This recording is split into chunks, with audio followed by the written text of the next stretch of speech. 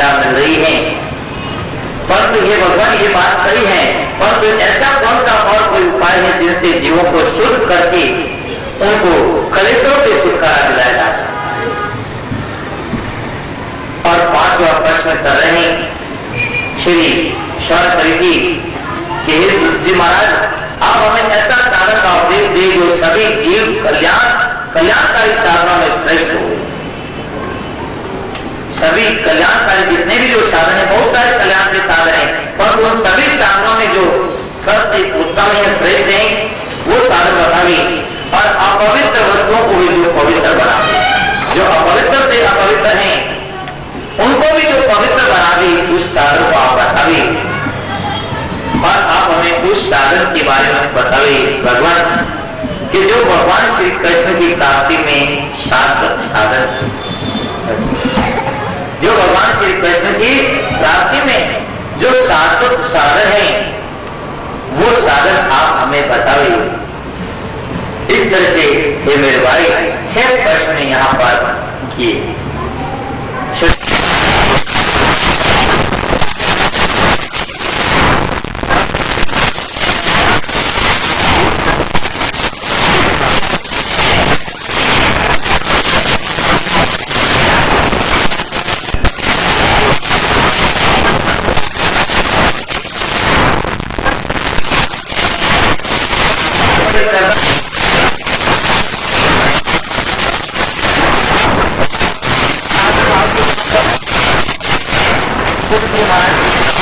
ऋषि ने अपनी जिज्ञासा रखी। यहाँ पर शौनक ऋषि अपने भाव को प्रकट करते हैं उस गुरु तत्व की महिमा को बताते हुए। अपरिमित जो महिमा है, जो गुरु की महिमा को हम नहीं लिख सकते, नहीं बता सकते। यहाँ पर शौनक ऋषि कहते हैं कि हे भगवान, चिंतामणि के द्वारा केवल लौकिक सुख की प्राप्ति हो सकती है। जो चिंतामणि है, उस चिंतामणि के द्वारा हम लौकिक सुख पा सकते हैं। जो यहाँ की जो लौकिक सुख है, यहाँ हम जिन वस्तुओं से अपने आप को बड़े सुखी और आराम से समझते हैं, उस चिंतामणि से केवल लौकिक सुख मिल सकता है। और कल्पतल जो है, कल्पवश है, उस कल्पतल से केवल स्वर्ग की वस्तुएं मिल सकती है। स्वर्ग का ईश्वर मिल सकता है, स्वर्ग का सुख हम पा सकते हैं। परंतु जब गुरुदेव प्रसन्न हो जाते हैं, शौनक ऋषि कहते हैं सुत जी से कि हे महाराज, जब गुरुदेव प्रसन्न हो जाते हैं तो वे अपने शरण में आए हुए शिष्य को परमात्मा की प्राप्ति करा देते हैं। यहाँ पर शौनक ऋषि कह रहे हैं कि यदि गुरु प्रसन्न हो जाए शिष्य के ऊपर, तो वे शरण में आए हुए शिष्य को परमात्मा की प्राप्ति करा देते हैं। और परमात्मा की प्राप्ति तो योगियों के लिए भी बड़ी दुर्लभ है। जो परमात्मा की प्राप्ति, ईश्वर की प्राप्ति, श्री हरि की प्राप्ति जो योगियों के लिए भी दुर्लभ है। परंतु गुरु की कृपा से, सदगुरु की कृपा से वो शिष्य बड़ी आसानी से सुलभ उनके लिए हो जाती है। बड़ी आसानी से वो परम तत्व को प्राप्त कर लेता है। यहाँ पर शौनक ऋषि कहते कि हे भगवान, आचार्य की महिमा, गुरु की महिमा सबसे ऊपर है। गुरु के समान ना दूसरा कोई जान नहीं। कहते हैं यह श्रुति वेद कहता, गुरु बिना ज्ञान कैसा, ज्ञान बिना मुक्ति कैसे, आवित के ध्यान में। गुरु ब्रह्म रूप जानो, शिव का स्वरूप जानो, गुरु के समान नहीं दूसरा है। मेरे भाई, गुरु के समान यहाँ पर जगत के अंदर कोई दूसरा नहीं।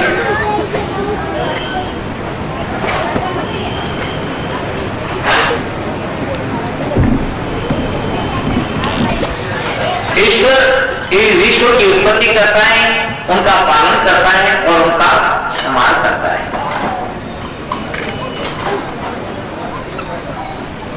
ईश्वर जगत की उत्पत्ति करता है जब उसका नाम ब्रह्मा पड़ जाता है, और जब उनका पालन करते हैं जब उनका नाम विष्णु पड़ता है, और संहार करते हैं जब वहां पर रुद्र नाम पड़ जाता है, महेश्वर नाम पड़ जाता है। तो भगवान को ये 3 कार्य करने के लिए वहां पर 3 रूप धारण करना पड़ता है। 3 उत्पत्ति के समय ब्रह्मा रूप में, पालन के रूप में विष्णु रूप में और संहार के समय रुद्र शंकर के रूप में 3 रूप धारण करके उनको 3 कार्य करना पड़ता है। 3 कार्य के लिए 3 रूप धारण करना पड़ता है। जबकि गुरु अपने शिष्य जो उनकी शरण में आया है, शरण में आए हुए शिष्य, उन शिष्य की अज्ञान को नष्ट करते हैं। ज्ञान रूपी दीपक हृदय के अंदर ज्ञान भक्ति का दीपक प्रज्वलित करते हैं और उस ज्ञान दीपक को वे सही एटमोस्फियर वातावरण रखते हुए उस दीपक को बराबर बनाए रखते हैं, भक्ति बनाए रखते हैं, ज्ञान ज्योति बनी रही। मेरे भाई, इस प्रकार से गुरु अपने शिष्य के अंदर अंधकार, अज्ञान के अंधकार का नाश, ज्ञान भक्ति का दीप प्रज्वलित करना और उस भक्ति को, ज्ञान की ज्योत को बराबर बनाए रखना, ये 3 कार्य वे भी करते हैं। कुछ 3 कार्य को करने के लिए उनको कोई 3 शरीर धारण नहीं करना पड़ता है। वे एक ही शरीर के द्वारा तीनों कार्य संपन्न कर देते हैं। इसलिए गुरु को ईश्वर से भी महान कहा गया है और इसीलिए कहते हैं गुरु ब्रह्मा, गुरु विष्णु, गुरु देवो महेश्वरा। गुरु ब्रह्मा को कहें सृष्टि के लिए, गुरु विष्णु को कहें, गुरु महेश्वर को कहें, क्योंकि वे उनका अज्ञान नष्ट करते हैं। महेश्वर है, ज्ञान रूपी ज्योति प्रकट करते हैं, इसलिए ब्रह्मा को कहें और उस ज्ञान को बराबर बनवाए रखते हैं। एटमोस्फियर के द्वारा वातावरण बनाए, ऐसे वातावरण के अंदर रखते हुए विष्णु रूप हैं। गुरु एक ही शरीर के द्वारा इन तीनों कार्य करते, इसलिए गुरु ईश्वर से ही सर्वोपरि बताया। गुरु के समान नहीं दूसरा कोई जाने, गुरु के समान कोई जगत के अंदर दूसरा नहीं है। एक बात ये, दूसरी बात ध्यान देना कि भगवान के सामने कोई चीज जाता है तो वहां पर भगवान का जो बनाया हुआ जो नियम है, उस नियम के अनुसार उनकी व्यवस्था है। जीव का जैसा कर्म है, जैसा उनकी कार्य है, उन कर्म के अनुसार उनकी वे गति करते होता है। जैसा कर्म करेंगे वैसा फल देंगे भगवान। यही गीता का ज्ञान। जैसा जीव कर्म करता है उस कर्म के अनुसार उस जीव को ऊंच नीच योनि के अंदर वे गति देते हैं। परंतु भगवान चाहते हुए भी किसी भी जीव को, चाहे कि मैं इस जीव को इधर नहीं भेज करके इधर भेज दूं, ये मेरे भाई कभी नहीं भेज। उनका बनाया हुआ जो नियम है, नियम बन सकता है तो कभी तोड़ नहीं सकते। तो भगवान चाहते हुए भी किसी जीव को ऊपर यदि कोई कि मैं कुछ इनको इस गति में नहीं डाल करके मैं इस गति में डाल दूं, ये मेरे भाई, वहां भगवान के सामने जीव की कर्म के जो नियम बनाए हैं वो नियम वहां पर आते हैं। परंतु यदि कुछ प्राणी गुरु की शरण में पूर्ण शरणागत जो चला गया है, सर्व समर्पण के भाव से चला गया, तो वहां पर गुरु को शिष्य के कैसे कर्म है उस कर्मों को नहीं देखते। ईश्वर तो जीव के कर्मों को देखते और कर्मों के अनुसार उनकी गति देते हैं। परंतु यहाँ पर गुरु के शरण में गया हुआ जो जीव है वो उस जीव के वहां पर गुरुजन जो पूर्ण शरणागति में पूर्ण शरणागति धारण की है, उनका भी किसी प्रकार से उनका कर्म अच्छा है या बुरा है उसको नहीं देखते। आप ध्यान देना, नारद महाराज का संग हुआ था बाल्मीकि ऋषि, जो सारी लुटेरा था, आतंक फैलाता था। ऐसा जो स्वभाव वाला प्राणी, दुष्ट स्वभाव वाला प्राणी, नारद जी का संग हुआ पहले और उस संगत के द्वारा उनको बोध हुआ और बोध होने के साथ ही वो पूर्ण शरणागति धारण कर ली। इतना उनका हृदय दूषित था कि वो भगवान राम का, राम शब्द भी, श्री हरि का नाम भी बड़ी सिद्ध ढंग से वो नहीं दे सकता था। तो ऐसा प्राणी भी वहां पर नारद जी महाराज ने उनके कर्म की तरफ नहीं देखा था, क्योंकि कर्म और तो वो पूर्ण शरणागत में आ गया था। उस शरणागत का भाव है मेरे भाई।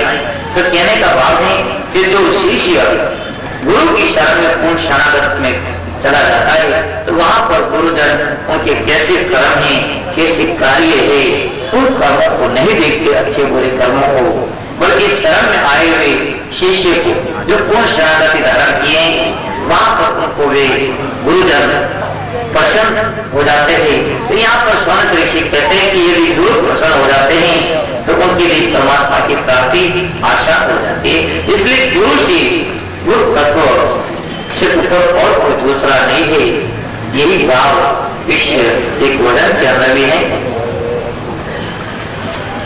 गुरु ब्रह्म रूप जानो, शिव का स्वरूप मानो। गुरु ब्रह्म रूप जानो, शिव का स्वरूप मानो। गुरु के समान नहीं दूसरा जहान में, गुरु के समान नहीं दूसरा जहान में। गुरु ब्रह्म रूप जानो, शिव का स्वरूप मानो। गुरु ब्रह्म रूप जानो, शिव का स्वरूप मानो। पाप से बचाए गुरु, ज्ञान को सिखाए गुरु। पाप से बचाए गुरु, ज्ञान को सिखाए गुरु। ब्रह्म से मिलाए गुरु, तुझे पर है ज्ञान में। ब्रह्म से मिलाए गुरु, तुझे पर है ज्ञान में। गुरु ब्रह्म रूप जानो, शिव का स्वरूप मानो। गुरु ब्रह्म रूप जानो, शिव का स्वरूप मानो। यहाँ श्रुतिवेद कहता, गुरु बिना ज्ञान कहता। यहाँ श्रुतिवेद कहता, गुरु बिना ज्ञान कहता। ज्ञान बिना मुक्ति कहते, आवे तेरे ज्ञान में। ज्ञान बिना मुक्ति कहते, आवे तेरे ज्ञान में। गुरु ब्रह्म रूप जानो, शिव का स्वरूप मानो। गुरु ब्रह्म रूप जानो, शिव का स्वरूप मानो। छल कपट त्याग दिए, गुरु जी की सेवा कीजिए। छल कपट त्याग दिए, गुरु जी की सेवा कीजिए। सतगुरु की शरण लीजिए, कीर्ति मैदान में। सतगुरु की शरण लीजिए, कीर्ति मैदान में। गुरु ब्रह्म रूप जानो, शिव का स्वरूप मानो। गुरु ब्रह्म रूप जानो, शिव का स्वरूप मानो। गुरु के समान नहीं दूसरा जहान में। गुरु के समान नहीं दूसरा जहान में। गुरु ब्रह्म रूप जानो, शिव का स्वरूप मानो। गुरु ब्रह्म रूप जानो, शिव का स्वरूप मानो। तो शौनक ऋषि महाराज शुद्ध जी महाराज के पूर्ण शरणागति धारण की और यहाँ पर 6 प्रश्न किए और गुरु तत्वों की महिमा बताते हुए कहा कि चिंतामणि के द्वारा लौकिक सुख की प्राप्ति हो सकती है। कल्प वृक्ष से हम स्वर्ग का संपत्ति प्राप्त कर सकते हैं। और तो गुरुदेव यदि प्रसन्न हो जाए तो अपने शरण में आए हुए शिष्य को उनको परमात्मा की प्राप्ति करा देते हैं। परमात्मा की प्राप्ति जो योगियों के लिए भी जो दुर्लभ है, वो शरणागत शिष्य के लिए बड़ी सुलभ हो जाती है। इस तरह से यहाँ पर गुरु तत्व की महिमा बताते हुए जब इस तरह से कहा शौनक ऋषि ने, तो हे मेरे भाई, शुद्ध जी महाराज शौनक ऋषि की इस तरह से विनती को सुनकर के, उनके प्रार्थना को सुनकर के शुद्ध जी महाराज कहते हैं, हे शौनक जी महाराज, आपका मन, आपका हृदय पहले से भगवत प्रेम से ओतप्रोत है। मैं विचार करके आपको सभी सिद्धांतों का जो निचोड़ है वो आपको सुना। जो जितने भी जो सिद्धांत हैं जगत के अंदर हे सौनक जी महाराज, वो उनका पूरा निचोड़ मैं आपको सुना रहा हूं। साधन जो मैं आपको निचोड़ सुनाने जा रहा हूं सिद्धांतों का, वो साधन जन्म मरण रूपी ये संसार चक्र के बैग को विनष्ट कर देता है, जो मैं आपको साधन देने जा रहा हूं। हे महाराज, आपका हृदय तो पहले से भगवत प्रेम, भगवत भक्ति से ओतप्रोत है, प्रेम से, और मैं सारे सिद्धांतों का निचोड़ सार आपको मैं कहने जा रहा हूं, जो संसार रूपी चक्र के भय को नष्ट करने वाला है। यहां पर कहते हैं कि कलयुग के अंदर सभी जीवों को काल रूपी सर्प का ग्रास बनने का बड़ा भयंकर है। देखो ध्यान देना, श्री महाराज कहते हैं कि सभी प्राणियों को यहाँ पर जगत के अंदर जीवों को काल रूपी सर्प का ग्रास होने का बड़ा भय है, और उस भय को नष्ट करने के लिए ये सनक जी महाराज, सुखदेव जी महाराज ने श्रीमद् भागवत शास्त्र का सका का उपदेश दिया है। सभी को प्राणियों को भय सता रहा है काल रूपी सर्प का, कि हम मर जाएंगे, हम मर जाएंगे। जन्म के समय जन्म मरण की महान व्याधि, दो व्याधि है सबसे बड़ी, जन्मना और मरना। जन्म मरण ये दो ही सबसे बड़ी व्याधि है, और इनसे कष्ट, इनसे ही को कष्ट का भय है। तो जन्म तो यहाँ हो गया, और जन्म के समय जो कष्ट होना था उस कष्ट को तो उसने भोग लिया जी ने, परंतु हे मेरे भाई, और जो अब मरण का जो भय है, यहाँ पर उसी बात को यहाँ पर कह रहे हैं कि सभी जीवों को काल रूपी जो शर्त है, उस काल रूपी शर्त के ग्रास होने का बड़ा ही भयंकर भय है, और उस भय को नष्ट करने के लिए ही सनक जी महाराज, सुखदेव जी महाराज ने श्रीमद् भागवत शास्त्र की कथा का उपदेश किया। मानव शुद्धि के लिए इनसे बढ़कर के और कोई साधन नहीं है। यहाँ पर शुद्ध जी महाराज कहते हैं कि हे सनक जी महाराज, जब जीव के जन्म जन्मांतर के पुण्य एक साथ उदय होते हैं, तब जाकर के यहाँ पर भागवत शास्त्र सुनने का अवसर मिलता है। जन्मांतरे भवेत् पुण्यम तदा भागवतम लवेत्, कि जन्म जन्मांतर के पुण्य जब पूरे होते हैं, जन्मांतरे भवेत् पुण्यम, जब जन्म जन्मांतर के जो पुण्य है सनक जी महाराज, वे पुण्य जब एक साथ उदय होते हैं, तदा भागवतम लवेत्, तब जाकर के प्राणी को इस श्रीमद् भागवत महापुराण का श्रवण करने का अवसर उनको मिलता है। महाराज परीक्षित को जो श्रीमद् भागवत कथा सुनने के लिए जब सुखदेव जी महाराज सभा में बैठे हुए थे, एक सनक जी महाराज, उस समय देवता लोग आए थे। ध्यान देना, देखो इस भागवत महापुराण की महिमा बता रहे हैं शुद्ध जी महाराज कि जिस समय राजा परीक्षित को सुखदेव जी महाराज जब ये श्रीमद् भागवत महापुराण सुना रहे थे, उस समय देवता लोग वहां आए थे, और देवता क्या लेकर आए थे? देवताओं की सबसे बड़ी संपत्ति है अमृत। वे अमृत का कलश लेकर के वहां सुखदेव जी महाराज के पास में आए, और अमृत का कलश लेकर आकर के कहा कि हे सुखदेव जी महाराज, ये जो आपके पास में जो श्रीमद् भागवत महापुराण कथा अमृत है, ये कथा का अमृत है, ये कथा अमृत आप हमें दे दीजिए, और जो हमारा जो अमृत का जो कलश है घड़ा, वो आप ले लीजिए। तो वहां पर सुखदेव जी महाराज उन देवताओं की बात को सुनकर के, जब देवताओं ने इस तरह से कहा कि आपके पास में ये कथा अमृत है, ये आप हमें दे दे, और ये हमारे पास में जो अमृत का जो कलश है, ये कलश आप दे दे, मन अपन आदान प्रदान कर ले। सुखदेव जी महाराज वहां देवताओं की ऐसे स्वार्थ भरी बातों को सुनकर के, बड़े स्वार्थ की देवता लोग हैं, उनकी स्वार्थ भरी बातों को सुनकर के सुखदेव जी महाराज वहां पर कहते हैं कि उनकी बड़ी हंसी उड़ाते हैं सुखदेव जी महाराज, कहते कि हे देवताओं, जो वस्तु का जो आदान प्रदान होता है, लेना देना जो होता है, वो बराबर वस्तु के अंदर होता है, बराबर की वस्तु के अंदर होता है। जैसे हम किसी के पास में कोई वस्तु लेने के लिए जाते हैं, तो वहां वस्तु जब खरीदते तो उस वस्तु का वो मूल करता है, भाई इसका 50 रुपये है, तो हम उनको 50 रुपये देंगे तभी वो वस्तु हमको मिल सकती है। उसका जो इसी तरह से यहाँ पर सुखदेव जी महाराज उन देवताओं को कहते कि हे देवताओं, वस्तु का जो आदान प्रदान है, विनय है, वो तो बराबर की वस्तु के साथ में होगा।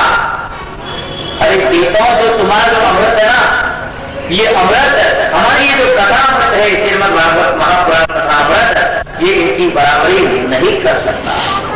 वह कथा पर सुधार के मणि महा, हे देवताओं, जिस तरह संसार के अंदर चमकने वाला जो कांच का टुकड़ा है, क्या कांच का टुकड़ा कभी मणि की बराबरी कर सकता है? जो मणि प्रकाशित हो रही है, सोते अपना आप प्रकाशित होती है, वहां जहां पर मणि रहेगी वहां अंधकार नहीं रहेगा। तो क्या उस मणि की बराबरी कांच का टुकड़ा कर सकता है? इसी तरह से हे देवताओं, तुम्हारा जो अमृत का गड़ा है ना, कलश है, ये एक कांच के टुकड़े के समान है, और जो मेरी ये भागवत कथा अमृत है, ये मणि की तरह है। हे देवताओं, ये कभी भी विनय नहीं हो सकता। वहां किस तरह से हे मेरे भाई सौम्य ऋषि को यहाँ सुखदेव महाराज कहते हैं कि सुखदेव महाराज ने इस तरह से वहां पर इस भागवत महापुराण की महिमा बताई गई।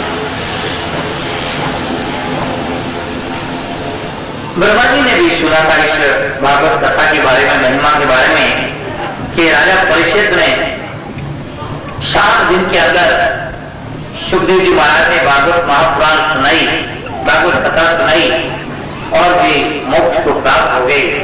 तो ब्रह्मा जी को भी बड़ा आश्चर्य हुआ कि 7 दिन के अंदर और भागवत महापुराण का श्रवण करने से राजा परीक्षित मोक्ष को प्राप्त कर लिया, कल्याण को प्राप्त कर लिया।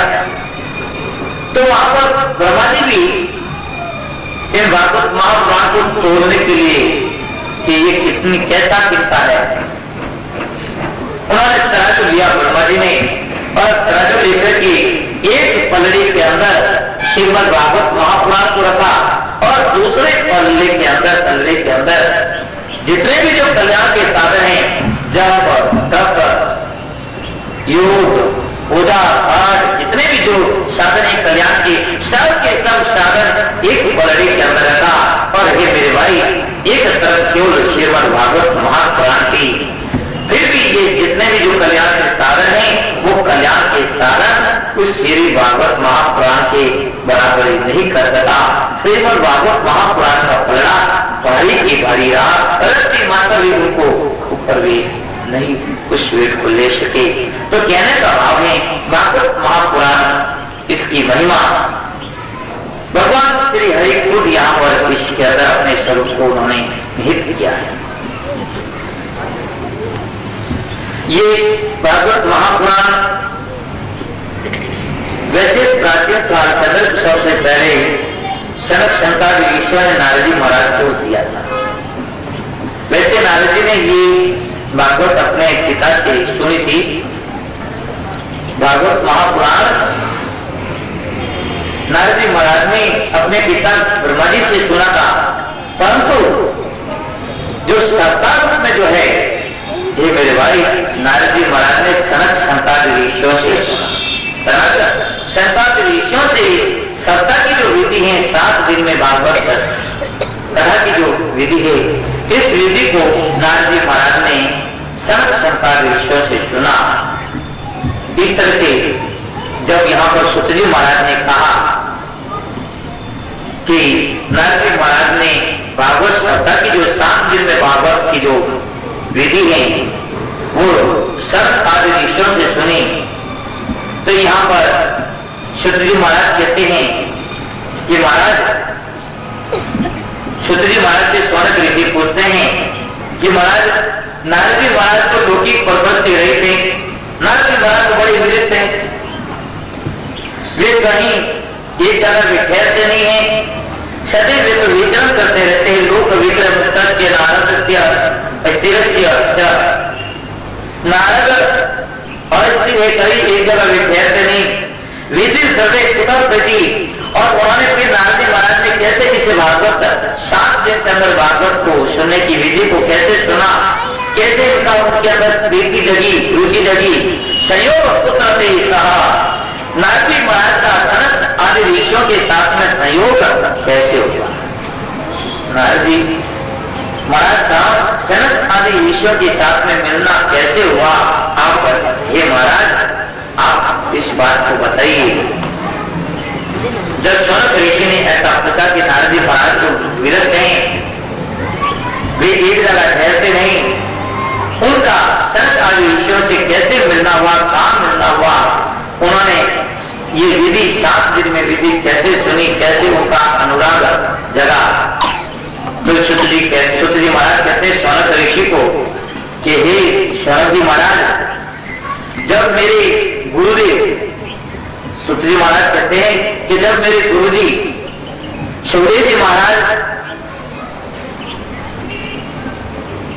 जो राजा परिषद को कथा दे रहे थे, तो उन्होंने सुखदेव जी महाराज ने मुझे अपना अनन्य शिष्य जान करके, मैं भी उनका शिष्य था, बड़ा परम शिष्य था, मेरे को अनन्य शिष्य जान करके उन्होंने सुखदेव जी महाराज ने मुझे बताया जो मैं तेरे को बता रहा हूं। ध्यान देना,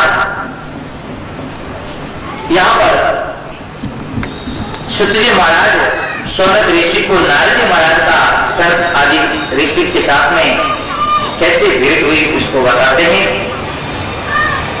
कि नारद जी महाराज इस मर्दू लोग को सबसे उत्तम जाना। ये जो मर्दू लोग है ना जहां हम है, इस मर्दू लोग को नारद जी महाराज ने सबसे उत्तम जानकर के, अच्छा जानकर के वे मर्दू लोक में आएंगे, मर्दू लोक में आएंगे। और वे मर्दू लोक में आकर के नारद जी महाराज पुष्कर, प्रयाग, काशी, गोदावरी, हरिद्वार, कुरुक्षेत्र, श्रीरमन, सेतुवन, रामेश्वर सभी तीर्थों के अंदर ये भ्रमण किया।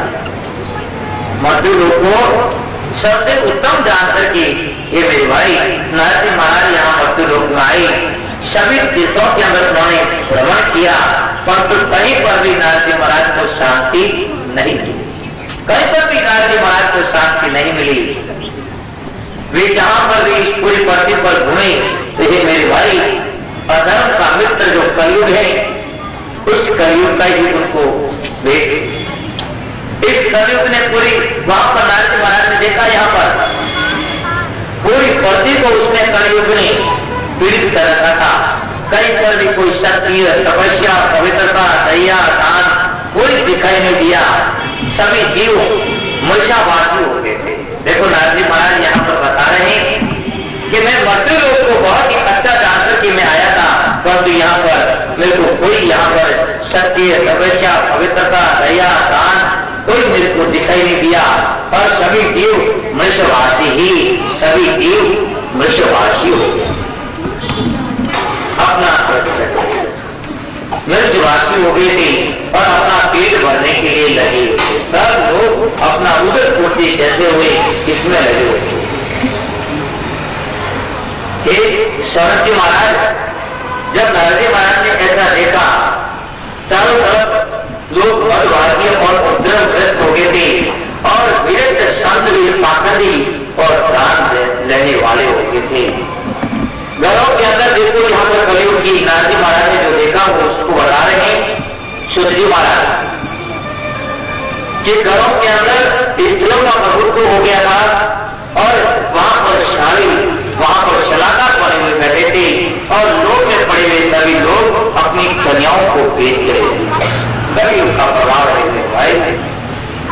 नारद जी महाराज के तो मर्द लोग बहुत ही अच्छा लोग हैं ऐसा जानकर के आए, परंतु यहाँ पर चारों तरफ यहाँ पर उनको कलयुग का इस तरह से वहां पर उनको छया देखी।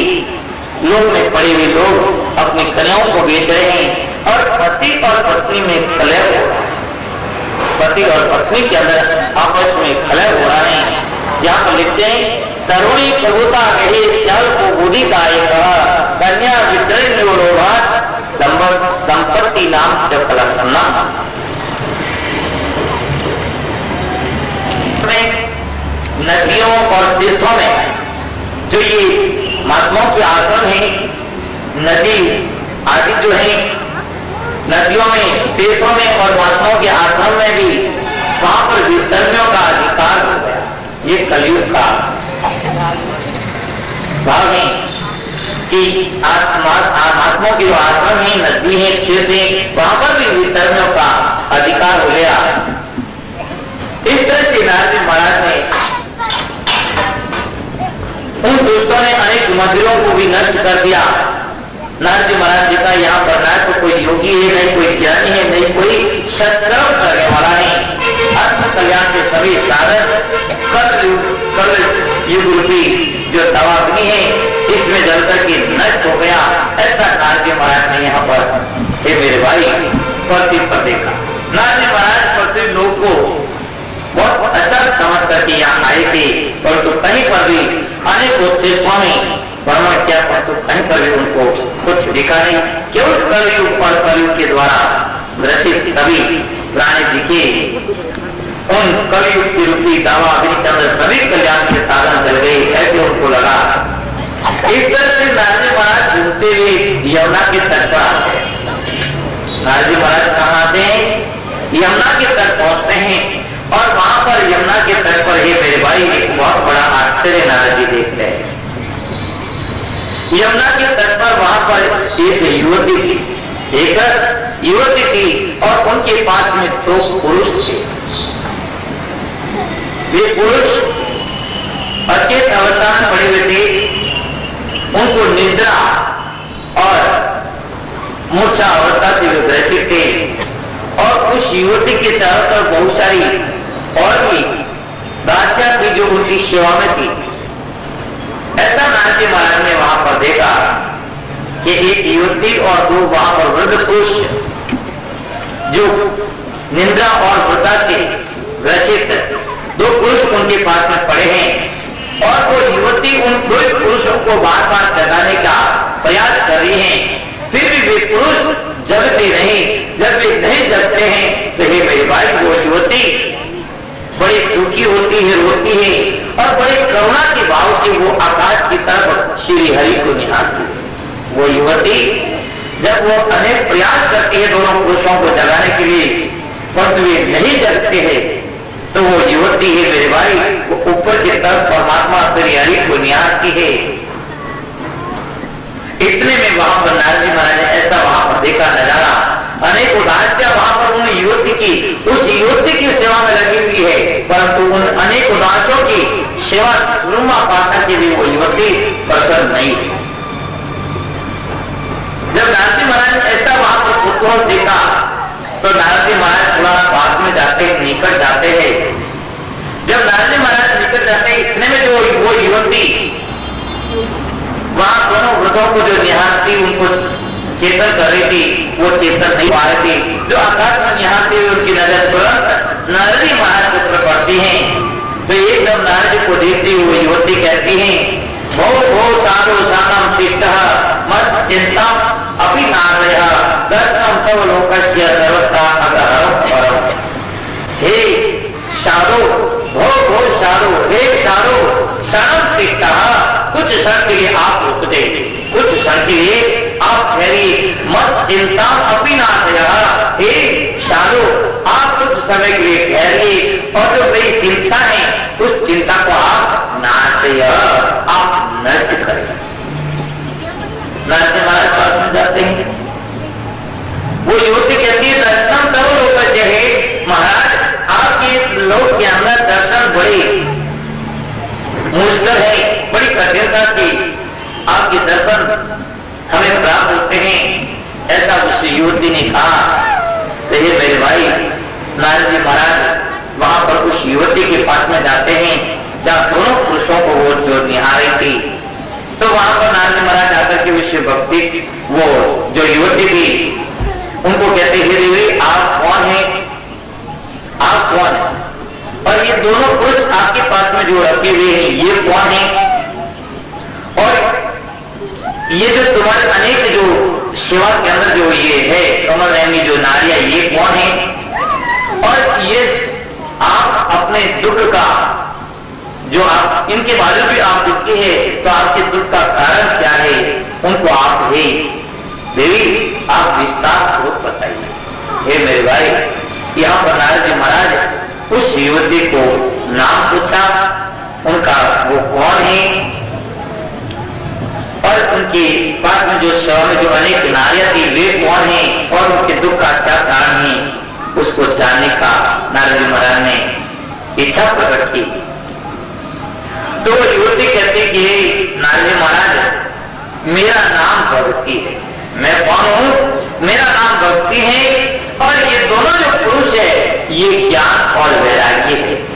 ये दोनों जो पुरुष हैं मेरे पास में ये ज्ञान और वैराग्य है। मेरा नाम भक्ति और ये दोनों पुरुष है, ये मेरे पुत्र है ज्ञान और वैराग्य।